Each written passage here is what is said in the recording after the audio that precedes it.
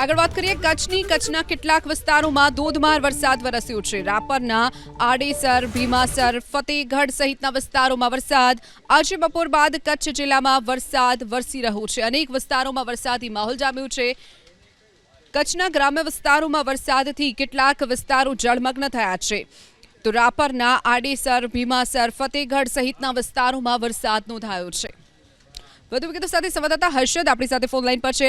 હર્ષદ, જે રીતે બપોર બાદ વરસાદી માહોલ કચ્છમાં જોવા મળી રહ્યો છે, ગ્રામ્ય વિસ્તારમાં ખાસ કરીને વધુ વરસાદ છે। હર્ષદ, આગાહી અનુસાર પૂર્વ કચ્છના કેટલાક વિસ્તારમાં વરસાદી માહોલ જે છે તે જોવા મળ્યો છે। બપોર બાદ જે છે તે પૂર્વ કચ્છના રાપર તાલુકામાં વરસાદી માહોલ જે છે તે જોવા મળ્યો છે। રાપરના આડેસર, ભીમાસર, ફતેહગઢ સહિત આસપાસના વિસ્તારમાં વરસાદી માહોલ જે છે તે જોવા મળી રહ્યો છે। જે પ્રમાણે હવામાન વિભાગની આગાહી છે તે અનુસાર વરસાદ જે છે તે જોવા મળ્યો છે। આજે વહેલી સવારથી જિલ્લામાં વાદળછાયું વાતાવરણ હતું।